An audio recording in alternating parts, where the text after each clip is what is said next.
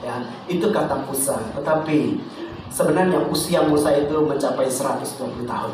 Itu yang dia katakan 70 ke 80. Jika kami masih kuat, kami 80 tahun. Sebenarnya usia Musa 120 tahun baru Musa meninggal. Ya, jadi itulah saudara dari segi usia. Tapi saya percaya sekalipun usia kita tua, kita punya semangat untuk memuji Tuhan. Ada amin? Ya, semangat itu jangan pernah penat dan lelah. Hari ini saya mau menyampaikan firman Tuhan kepada kita, yaitu tentang kekristenan adalah sebuah hubungan. Semua katakan, kekristenan adalah sebuah hubungan. Hubungan adalah sesuatu yang sangat penting di dalam kita datang kepada Tuhan, karena kita memiliki hubungan keintiman kita dengan Tuhan dan hubungan yang Tuhan telah berikan kepada kita untuk sesama kita. Jadi terpeliharanya hubungan ini melalui kuasa Tuhan yang ada bersama dengan kita. Yang terpenting dalam hidup ini adalah membangunkan hubungan. Karena kalau tidak ada hubungan dengan siapa-siapa, kita tidak pernah berhubung. Hidup kita adalah hidup yang bermasalah. Karena tidak ada manusia yang boleh berdiri teguh tanpa ada hubungan dengan sesiapa. Terutama kalau keluarga. Hubungan kekeluargaan itu sangat penting, perlu terpelihara, perlu dijaga untuk kita sama-sama merasa kuat di dalam setiap apa. Apalagi kita berjemaat di tempat ini. Hubungan juga sangat penting bagi kita untuk kita menjadikan gereja yang kuat dan gereja yang bersemangat dan terus. Dan tetapi ingat saudara, di dalam kita ada hubungan ini. Ada satu hal yang sangat merosakkan hubungan. Siapa namanya? Iblis, saudara. Iblis datang untuk mengacaukan hubungan, untuk merosakkan hubungan kita, dan untuk mengacau bilaukan keadaan. Dan di dalam Yohanes 10 ayat 10 berkata demikian. Iblis datang mencuri, membunuh, dan membinasakan. Itulah pekerjaan iblis. Tapi Yesus berkata, aku datang memberikan hidup, dan hidup dalam segala kelimpahan. Apa maksudnya Tuhan datang? Tuhan datang untuk membawa satu kehidupan yang sudah tersedia bagi kita, yang sudah diberikan kepada kita percuma, dan tinggal kita jalani hidup ini dengan penuh kuasa dan kita penuh dengan urapan. Karena iblis boleh dikalahkan hanya dengan satu nama, yaitu nama Yesus. Ada amin saudara? Jadi hidup ini hidup yang berkemenangan. Kita boleh mengalahkan iblis dengan kuasa nama Yesus, saudara. Jadi jangan terperangkap, jangan terjerat, dan jangan terpengaruh. Oleh karena iblis pasti akan menggunakan taktik yang lebih pandai daripada kita. Jadi itulah pekerjaannya. Kalau dia melihat bahwa hubungan yang baik, bahwa dia melihat bahwa hubungan kita dengan Tuhan yang baik, dengan keluarga, sesama jemaat, iblis pasti mencari kelemahan kita. Ya, oke, pergi next slide. Saya pointer tak tahu mana sudah pergi. Oke, saudara, Lukas 17 ayat 1 berkata demikian. Ya, Lukas 17 ayat 1. Yesus berkata kepada murid-muridnya, tidak mungkin tidak ada penyesatan, tetapi celakalah orang yang mengadakannya. Ya. Tidak mungkin tidak ada penyesatan, tetapi celakalah orang yang mengadakannya. Nah, kita tidak boleh menghalang kepada orang supaya jangan menyakiti hati saya. Jangan sentuh pribadi saya. Jangan berkata saya sedemikian atau begini. Kita tidak punya kuasa untuk menghalang orang berkata jahat terhadap kita. Tetapi saudara, kita punya kuasa untuk menjaga hidup kita, hati kita, dan pikiran kita daripada semuanya. Karena iblis sentiasa menggunakan umpan yang lebih baik dan yang lebih pandai untuk memancing kita. Kalau seorang pemancing ada di sini, sudah pasti dia tahu kalau dia nak pancing ikan kerapu, apa umpannya? Dia nak pancing sotong, apa umpan? Dia nak pancing udang, sudah pasti tidak mungkin dia letak apple supaya dapat udang. Sudah pasti dia tak letak telur ayam supaya dia dapat udang. Dia pasti mencari umpan udang. Apa yang menarik untuk dia mendapat udang. Nah, inilah perangkap iblis. Inilah jerat iblis pakai kepada kita. Dia tahu di mana kelemahan kita, di mana kekurangan kita, di mana yang kita tidak berdaya. Disitulah iblis pasang umpan. Ya, kalau saudara lihat ada pancing, ada nampak ikan, tetapi di bawahnya itu ada mata kail. Ya, pancing di situ. Inilah umpan iblis. Nah, di dalam bahasa Yunani-nya dikatakan bahwa penyesatan itu adalah skandalon, yaitu suatu dikatakan jerat ataupun perangkap kepada kita yang menarik, menggoda kita, dan yang menarik perhatian kita supaya kita dapat terperangkap. Itulah umpan yang diberikan oleh iblis. Nah, dan ketika kita lihat sama bentuknya dengan anak ikan. Kalau ikan tenggiri, kalau saudara pernah makan ikan tenggiri, kalau saudara seorang pemancing di laut dalam, kalau di laut saudara, kalau pakai umpan ini, itu tenggiri sangat suka tangkap ini. Sebab dia ingat ini anak ikan. Tahu-tahu ada pancing di belakang. Maka kita itulah. Mazmur 13 ayat 12 berkata demikian. Kalau musuhku yang mencelakakan aku masih dapat menanggungkannya. Kalau pembenciku yang membesarkan diri terhadap aku masih dapat menyembunyikan diri terhadap dia. Tetapi katanya, engkau orang yang dekat dengan aku, temanku dan orang kepercayaanku, kami yang bersama-sama bergaul dengan baik dan masuk rumah Allah di tengah-tengah keramaian. Saudara, orang yang paling berpotensi untuk menyakiti hati kita bukan orang yang tidak ada hubungan dengan kita. Dengar baik. Orang yang berpotensi untuk menyakiti hati kita bukan mereka yang jauh daripada kita, tidak pernah berhubungan dengan kita. Orang yang berpotensi menyakiti hati kita adalah orang yang paling dekat dengan kita. Itulah kata Mazmur. Coba next slide. Terutamanya di dalam pekerjaan saudara, pasti ada orang yang tidak suka dengan saudara. Ada men? Ada? Pernah melalui? Di dalam pekerjaan saudara, ada orang yang tidak suka dengan saudara? Orang yang dekat dengan saudara atau orang yang jauh dengan saudara? Orang yang dekat.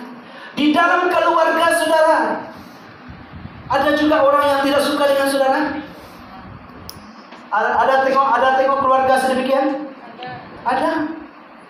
Ada orang di dalam keluarga menjadi bermusuhan. Itulah yang dikatakan oleh Mazmur. Kalau orang yang jauh daripada kita yang menyakiti kita, kita boleh lupakan. Tetapi orang yang dekat dengan kita, merekalah yang berpotensi untuk menyakiti hati kita. Siapa lagi? Siapa yang di sini anak muda yang ada girlfriend, boyfriend? Itulah yang bakal menyakiti hati saudara. Jangan pernah ingat orang di luar sana yang menyakiti hati kamu. Yang dengan siapa kamu pergi dating malam dan bergayut, itulah yang menyakiti hati kamu. Jangan pernah ingat, oh gereja menyakiti hati saya. Tapi dengar baik, orang yang paling dekat dengan kita, yang dengan kita dia mengatakan I love you, itulah yang bakal menyakiti hati kita. Itulah yang bakal mengecewakan kita. Itulah yang bakal memberikan kebencian dalam hati kita. Terus siapa lagi? Di gereja. Mana boleh? Iblis tak boleh masuk di gereja. Saya bagi tahu saudara, banyak gereja berpecah karena iblis. Bukan masalah gerejanya. Mereka membuka ruang, membuka celah kepada iblis, sehingga iblis menggunakan kelemahan-kelemahan yang ada pada gereja untuk memecahkan gereja saudara. Sangat bahaya. Mungkin 100 orang punya iman yang kuat, punya iman yang teguh, punya iman yang kukuh, tapi ada 2 orang yang dipakai iblis untuk memecahkan, untuk memasang perkataan-perkataan yang boleh menghancurkan kita. Hati-hati saudara. Itulah yang dikatakan oleh pemazmur, bahwa orang yang berpotensi mengecewakan kita itu adalah orang yang paling dekat dengan kita. Next slide. Ya, jadi kita ada kepahitan. Kepahitan, kebencian timbul daripada oleh karena kita kecewa, saudara. Ya. Setiap orang memang pernah disakiti. Ada siapa yang di sini yang tidak pernah disakiti oleh orang lain? Jangan angkat tangan. Maksudnya semua kita pernah disakiti, saudara. Semakin kita dewasa, semakin kita mencapai usia, semakin banyak kita disakiti. Itu jadi satu pengalaman kepada kita. Itulah sebenarnya masa kita disakiti itu menjadikan kita semakin dewasa, semakin kita matang, dan semakin menjadikan kita orang yang cerdas. Kalau saudara tidak pernah disakiti sejak usia kecil sampai usia tua, saya kesian, umur tua baru nangis disakiti. Lebih baik kita menangis masa muda disakiti, dianiaya, daripada kita umur sudah tua baru kata, tidak pernah disakiti. Proses itu sebenarnya kita alami daripada kita kecil. Jadi ketika kita kasih kecil disakiti, tengok mudah-mudahan mereka masa kecil mula-mula pegang mainan yang sama, lama-lama sudah bergaduh kedua orang, dua-dua nangis. Itu namanya proses kita mencapai kedewasaan, kematangan. Kita masuk ke dalam sekolah. Di dalam sekolah juga ada pergaduhan, ada perselisihan, ada tidak harmoni. Masuk lagi dunia pekerjaan. Ini semuanya proses, saudara. Jadi kalau kita mempunyai rasa benci, itulah bukan jalan penyelesaian bagi kita manusia. Karena kita membenci seseorang itu seperti Anda memberi racun kepada orang dan menganggap orang yang akan mati. Tetapi sebenarnya kitalah yang akan mati. Kenapa, saudara? Karena kita punya perasaan benci. Kita membenci seseorang. Jadi kita beranggap bahwa untuk menghancurkan dia, untuk memberikan dia supaya kita puas hati terhadap pembencian kita, lalu kita mau memberikan racun kepada dia, mengharapkan dia mati. Tetapi sebenarnya yang mati adalah kita, saudara. Kita adalah mati. Ayub 5 ayat 2 ada berkata demikian. Sesungguhnya orang bodoh dibunuh oleh sakit hati. Orang bodoh dibunuh oleh sakit hati. Siapa yang sakit hati? Orang bodoh. Yang sakit hati itu adalah orang bodoh, kata Ayub. Dan orang bebal dimatikan oleh iri hati. Yang mati siapa? Yang sakit hati atau yang disakiti? Yang mati adalah orang yang sakit hati. Sebab orang yang tidak sakit hati, dia senang tidur, saudara. Yang sakit hati ini yang tidak boleh tidur. Yang sakit hati ini yang tak boleh makan.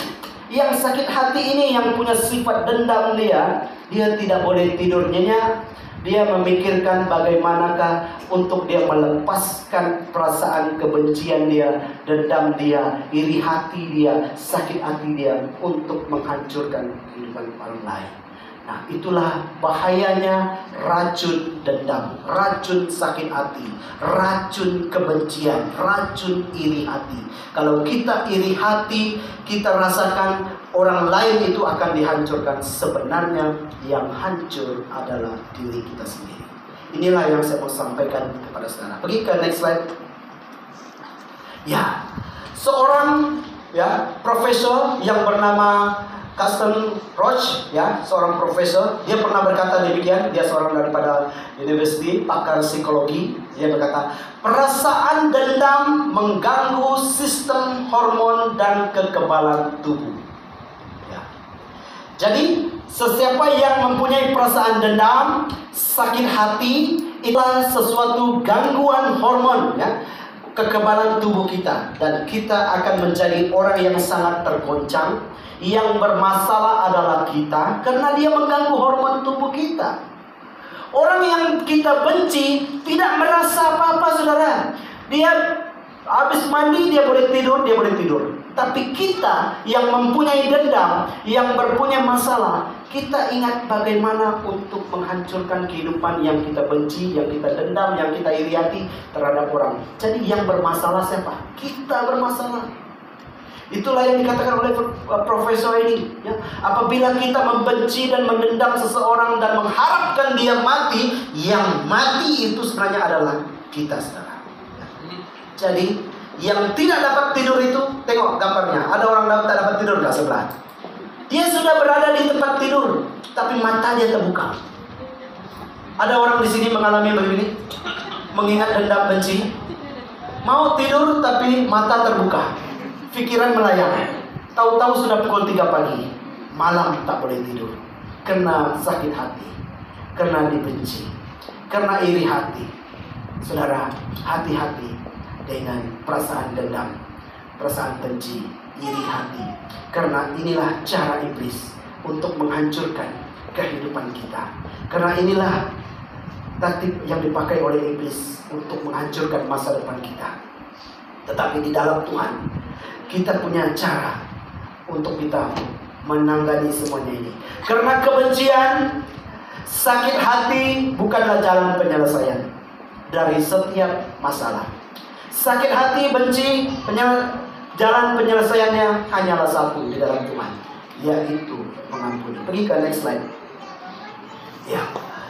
Karena rasa pahit, kepahitan ini adalah, membenci ini adalah, dalam 1 Yohanes ayat 2 yang ke-9 yang berkata ini, barang siapa berkata bahwa ia berada di dalam terang, tetapi ia membenci saudaranya, ia berada di dalam kegelapan sampai sekarang. Kalau sekarang saudara berkata bahwa saya ada di dalam terang, bahwa saya cinta Yesus, tapi saudara masih membenci saudara-saudara, masih membenci kawan kamu, masih membenci jemaat Tuhan yang ada di sini, hati-hati saudara. Bukan saya yang berkata, firman Tuhan berkata, kalau dia membenci saudaranya, dia berada di dalam kegelapan sampai sekarang. Jadi untuk itu saudara, jalan penyelesaian dia adalah bertobat saudara, mengampuni semuanya, supaya kita hidup dalam kebebasan, kemenangan, tidak dipengaruhi. Hati-hati dengan perasaan benci.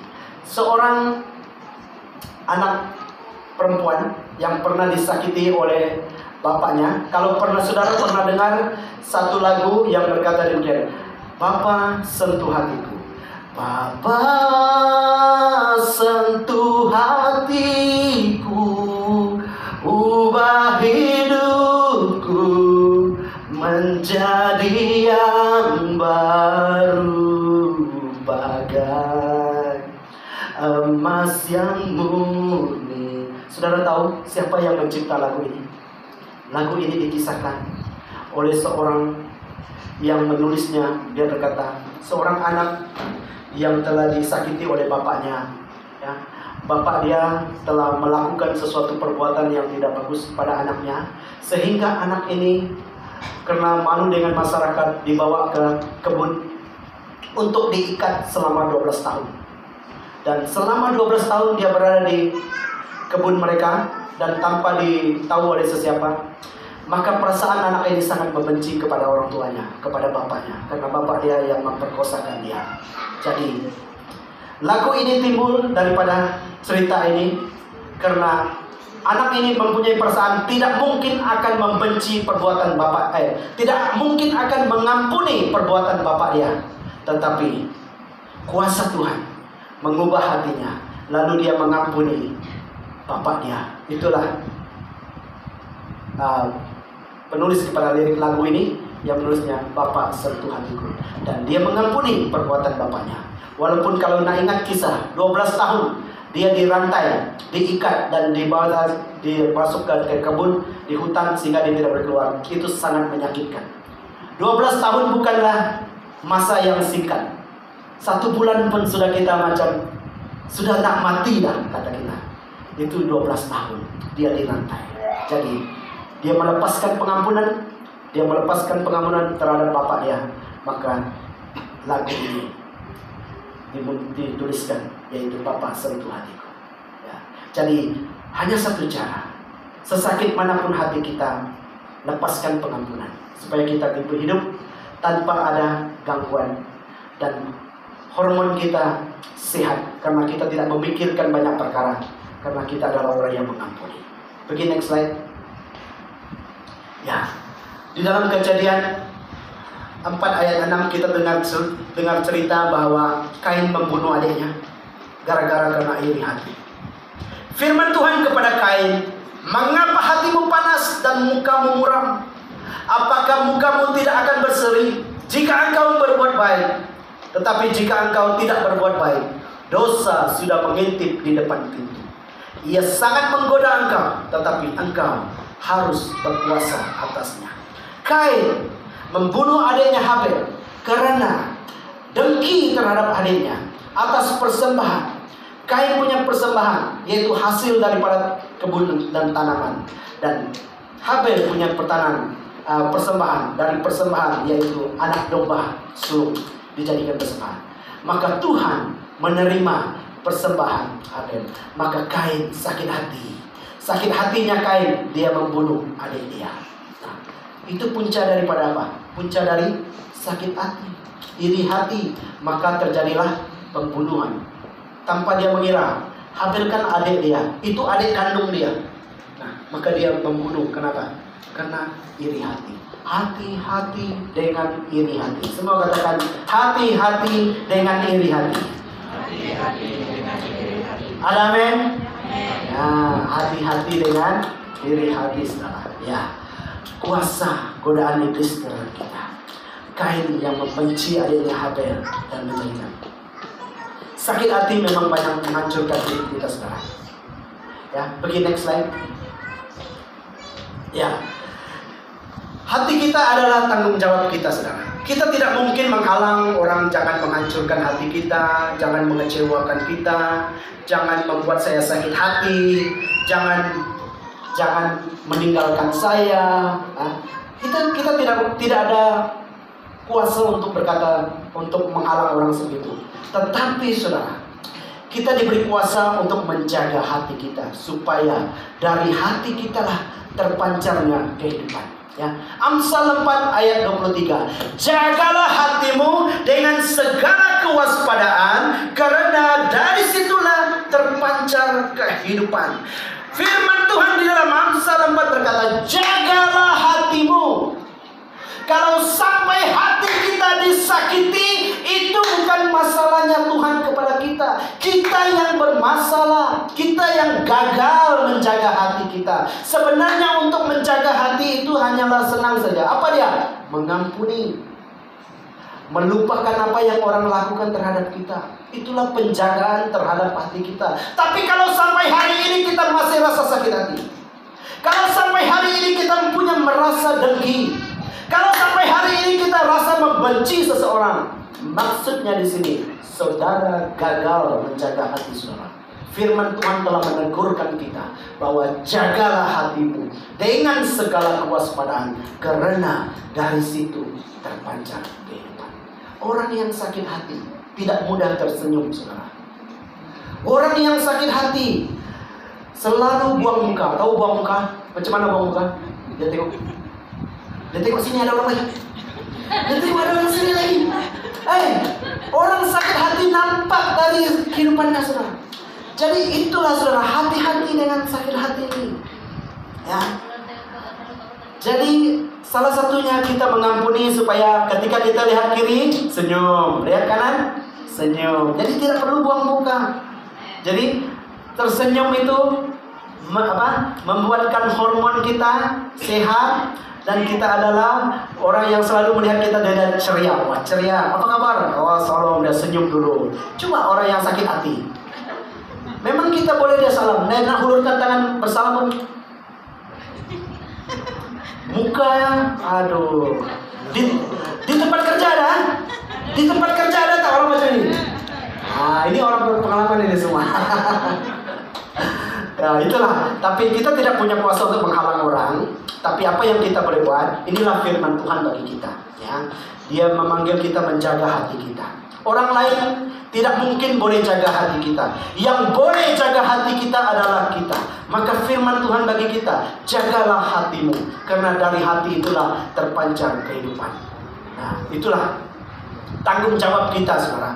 Ya, kalau hati kita kotor, kalau hati kita dilukai, kalau hati kita dikecewakan, itu bukan masalah orang lain, itu masalah kita.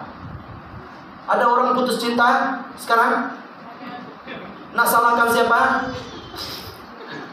Diri sendiri, saudara. Karena kita memberi harapan penuh, padahal hubungan itu masih baru bercinta saja. Tapi orang kawin pun kalah dengan harapan kita. Orang kawin pun bercerai. Orang dulu nasihatkan saya macam itu. Waktu saya putus cinta, saya rasa kecewa dan saya rasa begitu. Orang kata, kamu baru bercinta saja. Kami kawin pun, sudah kawin punya anak pun, Boleh bercerai. Apa tak lagi kamu yang tidak ada hubungan? Wah, kadang-kadang itu menyentuh kan? Menyentuh perasaan kita. Kenapa? Orang yang sudah berkawin pun boleh bercerai. Apalagi kita yang tidak ada hubungan, yang ikatannya yang sebegitu hanya berkawan saja. Ya? Jadi ketika kita membenci orang, menyakiti orang, disakiti oleh orang, itulah yang mematikan kita, saudara. Itulah yang menghancurkan kita. Jadi iri hati, kebencian bukan jalan penyelesaian dalam hidup ini. Iri hati, benci dan dendam itu adalah sesuatu yang mematikan, dan yang membebaskan kita adalah lepaskan pengampunan. Semua katakan lepaskan pengampunan. Lepaskan. Ketika kita melepaskan pengampunan, kita dibebaskan, saudara. Kita dilepaskan. Yang tersenyum bukan orang lain, kita boleh tersenyum. Kalau kita melepaskan pengampunan, kita boleh tersenyum, kita boleh ketawa, dan kita boleh lihat kiri kanan kita. Kenapa? Kita sudah melepaskan pengampunan, dan tidak ada apa yang membuatkan kita merasa kecewa lagi. Itulah kuasa pengampunan di atas kayu salib Tuhan lakukan. Next slide. Efesus 4 ayat 26 dia berkata begini. Apabila kamu menjadi marah, janganlah kamu berbuat dosa. Janganlah matahari terbenam sebelum padam amarahmu, dan janganlah beri kesempatan kepada iblis. Saudara, marah itu boleh. Tidak, firman Tuhan tidak berkata jangan kamu marah, tidak. Tapi apabila kamu menjadi marah, firman Tuhan berkata jangan kamu berbuat dosa. Marah boleh, tapi jangan buat dosa. Semua katakan marah boleh. Tengok kiri kanan, marah boleh. Tapi jangan buat dosa. Buat dosa itu yang salah. Marah itu bebas. Saya pun boleh marah, tapi jangan sampai berbuat dosa.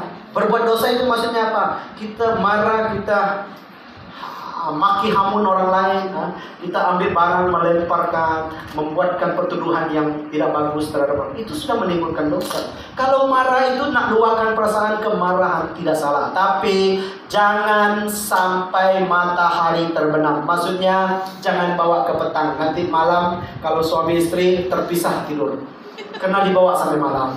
Jadi sebelum matahari terbenam, katakan saya sudah mengampuni, supaya malamnya boleh tidur bilik yang sama. Ada amin? Ibu-ibu, bapak-bapak. Haleluya. Kalau bawa ke malam, nanti yang satu tidur di luar, satu tidur di bilik. Aduh, anak-anak pun tengok, kenapa bapak tidur di luar, mak tidur di bilik? Apa masalah? Nanti itu namanya membuka jalan. Jadi marah itu boleh, tapi jangan bawa ke sampai malam. Jadi jangan beri kesempatan kepada iblis, karena iblis mencari kesempatan kelemahan kita, kekurangan kita untuk iblis masuk. Jadi iblis itu licik, saudara. Iblis itu licik, ya. Dia mencari. Kalau iblis tengok kelemahan seorang hamba Tuhan, ya. Kalau hamba Tuhan ini dia sangat mencintai uang, jadi iblis akan gunakan dia untuk keuangan. Jadi iblis tahu kelemahan dia, bahwa orang ini dia sangat mencintai uang. Jadi kalau seorang itu kelemahan dia jatuh cinta pada orang lain, walaupun dia sudah beristri, dia suka dengan perempuan lain. Iblis tahu, maka iblis akan menggunakan kelemahan ini. Dan kalau seseorang yang gila pangkat untuk dia menjadi sombong, angkuh, maka iblis akan menggunakan kelemahan dia untuk kesombongan dia. Iblis tidak mungkin menggunakan kelemahan seseorang walau dia angkuh, tapi iblis menggunakan dia untuk keuangan. Sebab dia kuat dalam keuangan. Maksudnya apa? Dia punya keuangan yang banyak, tetapi kelemahan dia di mana? Perempuan kelemahannya, maka iblis membawa perempuan lain. Nah, ini untuk kamu satu. Oh, dia kata apa? Puji Tuhan. Ini silap, saudara. Dia kata puji Tuhan. Lalu dia mengatakan untuk membenarkan diri dia apa? Oi, kalau dulu Salomo ada 1000 istri. Nak cerita Salomo apa sah? Dia 1000 istri. Sekarang bukan zamannya Salomo. Zamannya Salomo sudah habis. Sekarang kita adalah zaman sekarang. Diberikan 1 istri dan 1 suami, saudara. Jangan cerita lagi yang 1000, itu zamannya dia. Tidak mungkin kamu hidup zamannya dia, karena dia dihukum menurut ajarannya dia. Kita hidup dalam perjanjian baru, kita dihukum juga menurut perjanjian baru. Mereka yang hidup dalam perjanjian lama, hukuman mereka dalam perjanjian lama tidak sama, saudara.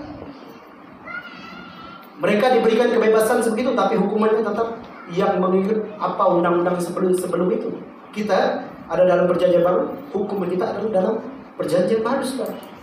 Ya, itulah iblis yang menghancurkan kita. Kalau kita beri ruang kepada iblis, kalau kita buka kesempatan kepada iblis, maka iblis akan masuk menggunakan pikiran dan hati kita untuk mengacau kita. Itulah liciknya iblis. Jadi seperti yang saya katakan pada awal, iblis itu dia pasang umpan yang menarik perhatian kita. Kalau iblis mau ganggu saya, dia akan cari kelemahan saya. Apa kelemahan ini, pastor? Mungkin dia cepat naik angin. Jadi dia pakai orang untuk mengusik ya. Lalu saya cepat naik angin. Dia sudah tahu. Jadi kesini maksudnya, kalau kita tahu bahwa kelicikan iblis itu, kita cepat-cepat mematahkan kuasa iblis. Itulah kelebihan yang Tuhan berikan kepada kita, supaya kita tahu bahwa kelemahan kita, kekurangan kita, dan jangan pernah beri ruang dan kesempatan kepada iblis untuk mengganggu kita. Itulah kekuatan kita yang hidup di dalam kuasa firman Tuhan. Next, kita pergi kepada slide yang 1 Yohanes 3 ayat 15 berkata demikian. Setiap orang yang membenci saudaranya adalah seorang pembunuh manusia. Wow, ini lagi ya, siapa yang membenci tadi? Adalah seorang yang pembunuh kepada manusia, saudara. Hati-hati, saudara, yang membenci. Ini bukan saya tulis sendiri, saudara. Ini firman. Ini adalah perintah. Bukan sukanya dia, sukanya kita, sukanya kamu. Tidak. Ini adalah perintah. Firman Tuhan ini adalah suatu perintah bagi kita. Orang yang membenci saudaranya adalah seorang pembunuh manusia. Dan kamu tahu bahwa tidak ada seorang pun pembunuh yang tetap memiliki hidup yang kekal di dalam dirinya. Jadi hati-hati kita dalam hidup kita. Lihat apa yang dilakukan oleh seorang pembunuh. Dia membenci. Jangan pernah membenci. Jangan pernah membenci. Semua katakan jangan pernah membenci. Jangan pernah membenci. Karena membenci itu adalah membunuh orang lain. Kita mau bagi racun kepada orang lain, tapi kita yang mati. Ya, kita membenci itu kita mau bagi racun kepada orang lain supaya orang lain yang mati. Ternyata kita yang mati. Itulah kebencian yang membunuh kita. Membenci bukanlah jalan keluar, tetapi ketika kita membenci, itulah yang mematikan hidup kita sekarang. Efesus 4 ayat 26 berkata demikian. Apabila kamu menjadi marah, janganlah kamu buat dosa, dan janganlah matahari terbenam seperti yang kita katakan tadi. Amarah, jangan memberi kesempatan pada iblis. Maka itulah yang membuatkan kita dimerdekakan. Saudara tahu cerita tentang General Sambo? Siapa tak pernah lihat? Semua kenal kan? Saya ikut perkembangan ini yang hari itu, dan dia dijatuhkan hukuman mati sekarang. Ini General bintang 2 diberikan kuasa. Dengan kuasanya dia membunuh salah satu pengawalnya dan sehingga mati. Dan sekarang case ini sudah dijatuhkan hukuman. Apa yang saya dapat belajar daripada case ini? Kata-kata penyesalannya. Dia berkata, betapa rapuhnya hidup saya ini. Ketika dia memegang satu jawatan yang sebagai dihormati oleh orang polis, dihormati oleh masyarakat, tetapi sekarang dia dibenci.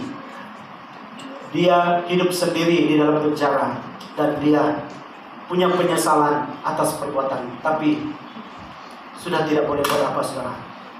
Sudah gagal mengawal perasaan. Ketika emosi, kita ambil tindakan untuk membunuh orang lain. Ketika emosi, kita mengambil tindakan untuk menghancurkan hidup orang lain. Yang mati itu, saudara, dia sudah mati. Bagaimana kamu yang dijatuh hukuman mati sekarang? Kalau besok dia jatuh hukuman mati, mungkin 1 hari kamu tidak boleh tidur. Tapi kalau hukuman mati itu jatuh pada 10 tahun akan datang. 10 tahun saudara, kamu dibayar pikiran kamu tak boleh tidur. Bagaimana rasanya digantung, ditembak ataupun itu sangat menyakitkan saudara. Sekalipun kamu hidup 10 tahun, tapi kalau kamu hari-hari membayangkan kamu digantung, dimati, ditembak, itu akan menjadi mimpi yang ngeri dalam hidup kamu. Penyesalan itulah yang akan mematikan kita. Maka saudara, hati-hati dengan perasaan iri hati. Hati-hati dengan perasaan benci. Ini satu cerita lagi. Di kenalan kami di Sri Muda, anak dia seorang perempuan yang umurnya baru 19 tahun. Ini kisah tahun lepas. Dan dia membunuh boyfriendnya karena karena hubungan mereka mungkin terlalu sangat ini. Jadi karena dia sudah mau memutuskan hubungan dengan boyfriend dia, lalu dia mengambil keputusan untuk tidak lagi bersama dengan boyfriend dia. Dan boyfriend dia memasang satu taktik, yaitu kalau begitu kamu datang ke tempat saya sekarang, bawa card bank saya. Dan dia bawalah card bank itu berjumpa dengan boyfriend dia. Ketika dia sudah masuk tempat boyfriend dia tutup pintu dan dia mau dirogol. Ketika dia mau dirogol, lalu perempuan ini yang berumur 19 tahun ini dia mau melawan. Dia mau melawan dan dia gunakan tali pinggang untuk menekan leher katanya. Dia tekan dia punya leher pakai tali pinggang. Rupanya orang ini ada masalah kesehatan. Masalah saya dengar menurut dia punya postmortem, dia ada masalah cancer dan juga COVID masa itu. Jadi perempuan ini saya pikir dia cekik pakai gunakan tali pinggang sampai mati. Kuat juga dalam hati saya perempuan ini boleh berkadu dengan lelaki itu. Ini lelaki tidak ada tenaga kah untuk melawan? Rupanya dia hanya menekan tali pinggang di leher kan? Meninggal orang itu. Jadi itu jadi kisah yang itu sekarang. Dan semalam saya ada bercakap dengan mak dia. Ya, saya berkata, apalah boleh kita buat, orang pun sudah meninggal dan kita pun tahu bahwa dia sudah tidak dapat dikembalikan nyawa orang itu. Dan satu hal yang kita buat supaya diringankanlah hukuman itu terhadap anak kamu. Kalau dia diberikan 7-8 tahun penjara pun kita sangat bersyukur. Ya, walaupun itu sebab itu case melibatkan pembunuhan. Jadi yang mampu kita berdoa hanyalah untuk meringankan hukuman, dan semoga di dalam mahkamah apa yang segala bukti-bukti daripada semua itu dapat meringankan hukuman. Kalau tidak, kemungkinan akan ada 20 tahun ataupun hukum mati. Ya, itu hukum mati mandatory kalau disabit kesalahan dan tidak. Itulah sekarang penyesalan itu datang kemudian. Jadi hati-hati dengan perasaan benci. Sekalipun tidak merasa cinta lagi karena rasa benci, lalu ingin menghancurkan kehidupan orang lain. Jadi itulah kebencian, saudara. Jadi dalam setiap kisah kita belajar, dalam setiap apa yang terjadi kita boleh belajar sesuatu dalam hidup ini. Hati-hati. Inilah yang dituliskan oleh firman Tuhan, bahwa janganlah kita membenci, iri hati, dendam, mempunyai sifat itu menghancurkan kehidupan kita. Next slide. Ya, kalau saudara tahu kisah yang namanya Beelzebul, itu adalah iblis, yaitu raja kepada lalat, saudara. Ya, itu maksudnya Beelzebul. Ya. Jadi lalat, saudara, lalat tidak masuk kepada rumah saudara kalau tidak ada barang busuk di rumah saudara. Percaya? Lalat tidak akan masuk ke rumah saudara kalau saudara tidak menyimpan bahan yang busuk. Contohnya perut ikan, perut ayam di sampah, tidak dibuang-buang. Ini akan mengundang lalat datang. Dan kalau lalat datang, itu karena ada sesuatu yang bau di dalam rumah kita. Untuk menyelesaikan masalah ini, apakah kita menghalau lalat atau kita buang barang yang busuk? Kita tidak perlu menghalau lalat, karena lalat pasti akan datang karena ada barang yang busuk di dalam rumah kita. Untuk kita menyelesaikan masalah ini, ambil barang yang busuk ini, buang kepada sampah. Maka secara otomatis lalat pun balik ke tempat dia. Dia tidak datang lagi ke rumah kita. Sebab apa? Tidak ada lagi barang busuk di rumah kita, saudara. Ya, begitu juga dengan hidup kita, hati kita. Kalau hati kita menyimpan dendam dan benci dan dengki, itulah yang mengundang setan, iblis datang kepada kita. Kenapa? Kita menyimpan benda yang busuk. Untuk kita tidak mau iblis datang mencuri, membunuh dan membinasakan kita. Kita lepaskan pengampunan, kita lepaskan perasaan semuanya, maka kita dibebaskan. Tidak ada apa yang kita perlu benci, tidak apa yang perlu kita sakiti. Maka lalat pun lari dari hati kita sekarang. Sebab dia bilang, ini orang hatinya bersih, tidak ada apa yang dia benci. Tapi kalau kita benci, kalau kita sakit hati, inilah kesempatan iblis masuk. Kamu bagi racunlah dia supaya dia cepat mati. Atau bawa dia pergi ke sungai sana, kasih tenggelam, ikat batu. Ini kan suara-suara iblis untuk menghancurkan kehidupan orang lain. Itu karena kita apa? Karena kita menyimpan dendam. Jadi kalau kita tidak ada dendam, tidak ada sakit hati, siapa yang bicara kepada kita? Tidak ada. Itulah kemudian, itulah benci adalah perangkap. Benci itu adalah perangkap. Benci itu adalah jerat iblis kepada kita. Next slide. Saudara kenal ini siapa? Nelson Mandela, seorang pejuang hak asasi manusia di Afrika. Dia adalah seorang pejuang hak asasi karena dia memperjuangkan kulit hitam. Karena dia adalah presiden pertama kulit hitam. Sebelum itu kulit putih. Jadi dia memperjuangkan hak tentang ini daripada partinya. Tapi dia dibenci. Dia dibenci, lalu dia dimasukkan ke penjara. Hampir 20 tahun, saudara, dia duduk dalam penjara sebelum dia menjadi presiden.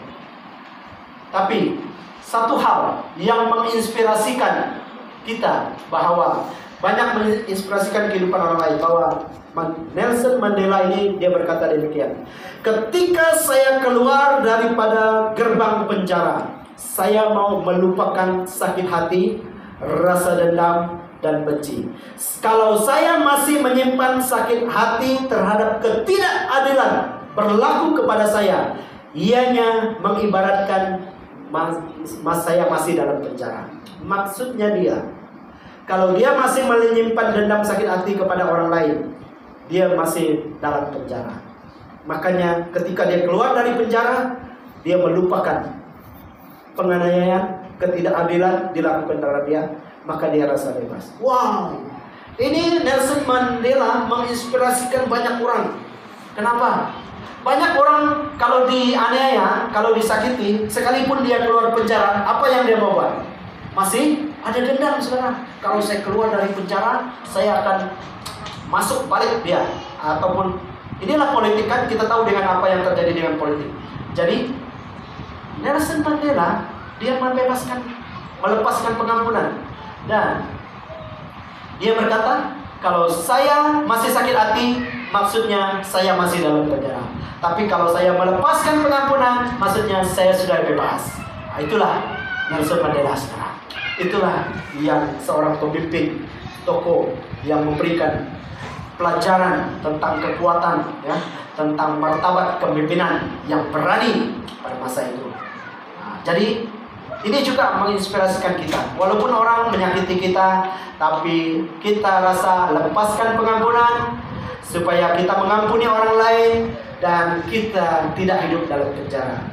Nah, kita sudah dibebaskan. Jadi kalau kita tidak membenci orang lain, kita sudah tidak dipenjarakan lagi. Maksudnya kita ada di luar, kita bebas bergaul dengan orang. Tidak ada perasaan benci, tidak ada sakit hati, tidak ada dendam, tidak ada iri hati. Ada amin, saudara? Ya, jadi next slide. Ya, apa itu mengampuni? Ya. Mengampuni adalah sebuah keputusan, bukan perasaan. Keputusan yang perlu diambil bagi kita yang mengampuni adalah sebuah keputusan, bukan perasaan. Kalau kita nak ikut perasaan kita memang tidak akan habis kita memikirkan tentang apa yang orang lakukan terhadap kita. Tapi kalau kita tahu bahwa keputusan harus dilakukan, maka mengampuni itu sebuah perintah, bukan sebuah perasaan. Kasihilah Tuhan Allahmu dengan dan kasihilah sesamamu manusia seperti kamu mengasihi dirimu sendiri. Ini adalah perintah. Kasihilah Tuhan Allahmu dan kasihilah sesamamu manusia. Kasihilah Tuhan Allahmu dulu, selepas itu baru kita kasihilah sesamamu manusia. Ini perintah, ini bukan perasaan. Kalau perasaan, suka-sukanya kita. Saya tidak mengampuni, itu hak saya. Kalau saya mau mengampuni dia, kalau saya belum bersedia untuk mengampuni dia, kita punya rasa bangga, kita punya hak pribadi kita. Tetapi dengar baik saudara, bahwa ini adalah satu perintah. Mengampuni itu adalah perintah. Semua katakan, mengampuni itu adalah sebuah perintah, bukan perasaan. Kalau perasaan, banyak orang tidak mau mengampuni, sampai sekarang masih mau membenci diri. Itu perasaan. Tapi kalau kita ikut perintah, mengampuni itu adalah sebuah perintah. Sama kalau saudara ada di dalam menjadi seorang askar untuk latihan. Kalau orang macing, rentak kaki, siap. Kalau kamu tak ikut, kalau tidak ikut, apa terjadi? Silakan 24 jam kena pecat. Itu perintah. Semua kata perintah. Itu perintah. Maka ini juga adalah perintah, kena ikut, bukan suka-suka kita. Ya, jadi mengampuni itu adalah perintah. Amin. Mengampuni itu adalah perintah. Keputusan menghasilkan kekuatan. Jangan tunggu kita jadi kuat baru mau mengambil keputusan, saudara. Tunggulah, saya belum kuat, belum boleh mengampuni dia. Nak tunggu kamu kuat bilang. Sampai tua pun kamu tidak akan menjadi kuat untuk mengampuni orang lain. Tapi hari ini mengambil keputusan, melepaskan pengampunan, membebaskan diri kamu dari penjara, membebaskan kamu dari segala belenggu. Karena Yesus telah mati di atas kayu salib untuk membebaskan kamu dari segala dosa. Ada amin, saudara? Kalau Yesus tidak mati, boleh saya katakan tak perlu mengampuni orang lain. Tetapi Yesus telah mati di atas kayu salib, membebaskan hidup saudara dari segala dosa, pelanggaran, kutukan, dan semuanya.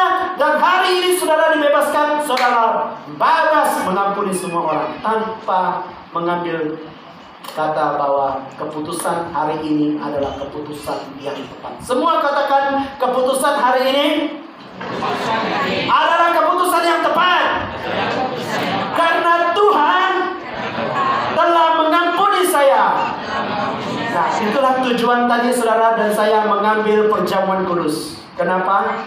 Tuhan terlebih dahulu mengasihi kita. Bukan karena kita memilih dia, tapi dia terlebih dahulu memilih kita. Dia mati terlebih dahulu bagi kita. Dan hari ini saudara mengingatkan kembali apa yang Yesus lakukan. Maka kita ambil perjamuan kudus tadi, mengingat kematiannya di atas kayu salib. Dan hari ini saudara sudah dibebaskan, sudah dilepaskan, dan sudah mengalami suatu kemenangan yang diberikan perjuangan kepada hidup kita. Ini bukan perjuangan kita. Tidak ada yang di sini yang dikatakan saya berjuang supaya hidup saya menjadi kudus. Tidak ada, saudara. Kekudusan yang saudara miliki hari ini karena Yesus yang telah mati bagi saudara dan hari ini. Dan sehingga setiap kita di sini adalah dikatakan orang-orang yang kudus. Semua katakan kita adalah orang kudus. Jadi tengok kiri kanan, kamu adalah orang yang kudus. Bukan karena kita, itu karena Tuhan. Amin. Ya, karena Tuhan telah mati bagi kita. Next slide. Ya, oke. Berapa kali kita harus mengampuni? Ada orang kata, ini sudah yang kedua kali, satu kali lagi habis kau. Yang ketiga kali itu habis.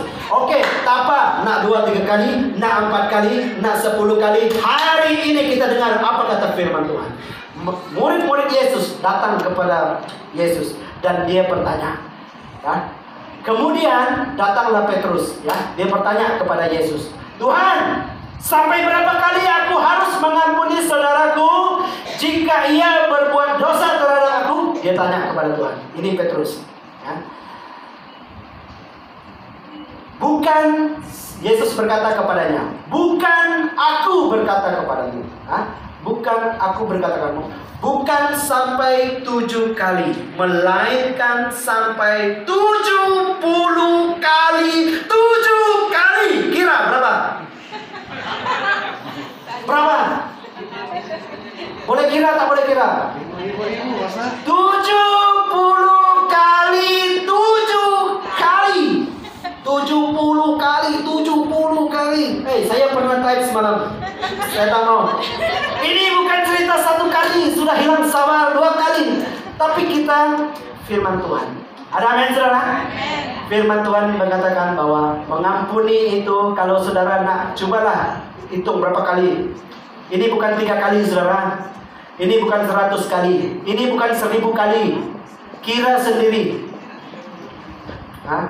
Kita pengampunan itu maksudnya di sini. Pengampunan itu bagi Tuhan, melepaskan pengampunan itu bukan ikut kata orang dunia. Ini sudah yang kedua kali ya. Kalau ketiga kali lagi ya, kamu awas ya. Kamu hati-hati ya dengan yang ketiga kali ya. Ini bukan soalnya saudara. Kita adalah hidup dengan firman Tuhan.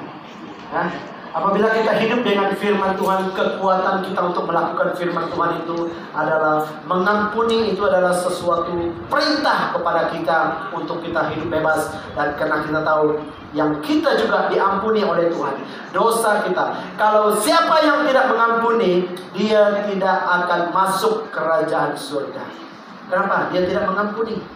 Karena orang yang tidak mengampuni tidak masuk kerajaan surga. Hanya orang yang mengampuni. Maka pengampunan, ya, untuk kita mengampuni orang yang bersalah kepada kita itu, tulisnya terlalu banyak saudara. Sehingga tidak mungkin, Yesus pun tahu, tidak mungkin ada orang yang menyakiti kamu beratus ribu kali. Sampai berpuluhan ribu. Tidak ada. Paling-paling orang sakiti kamu 2 kali, 3 kali saja. Itu pun kamu udah bagi amaran dah. Ini kalau yang ketiga kali nanti. Ini sudah yang kedua. Itu hari. Sudah yang ketiga tahu. Ini yang keempat kali tahu. Itu baru 4. Ini berapa? Ini terlalu banyak saudara.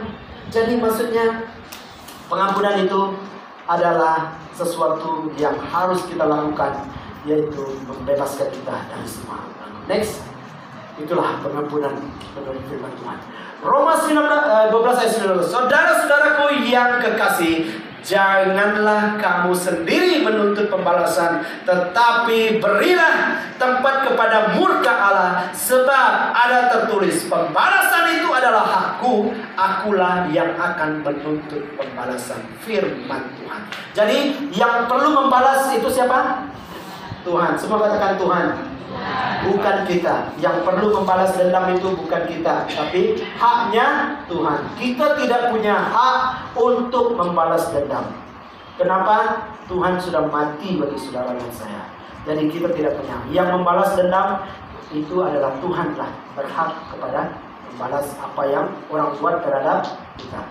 Ada amin saudara? Ya, itulah kekuatan untuk kita mengampuni. Oke, next terusnya. Ya, mengampuni. Kolose 3 ayat 13. Sabarlah kamu seorang terhadap yang lain, dan ampunilah seorang yang akan lain apabila ia seorang menaruh dendam terhadap yang lain, sama seperti Tuhan telah mengampuni kamu, dan kamu perbuat jugalah demikian. Semua katakan, saya mengampuni. Saya mengampuni. Lihat saya mengampuni semua kamu.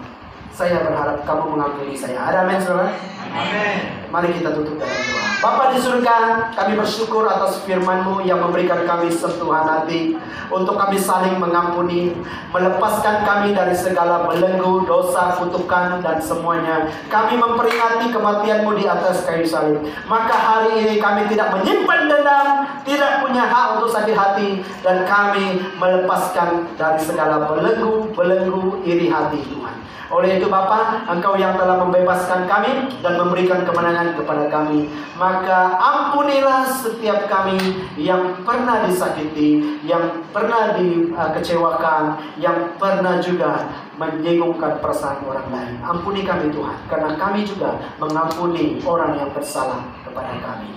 Karena kami tahu bahwa saatnya kami melepaskan pengampunan, saatnya kami mengampuni semua orang, maka hidup kami adalah hidup yang telah dibebaskan, dan hidup yang berkemenangan, dan hidup yang sudah dimerdekakan. Dan firman-Mu berkata, kami harus mengetahui kebenaran, dan kebenaran itulah yang memerdekakan kami. Terpujilah nama Tuhan atas firman-Mu yang meneguhkan setiap kami, menguatkan kami Tuhan, yang menginspirasikan setiap kami dalam setiap renungan. Kuasa firman bekerja dalam setiap kehidupan kami untuk kami melepaskan pengampunan. Hanya dalam nama Tuhan Yesus kami berdoa dan mengucap syukur.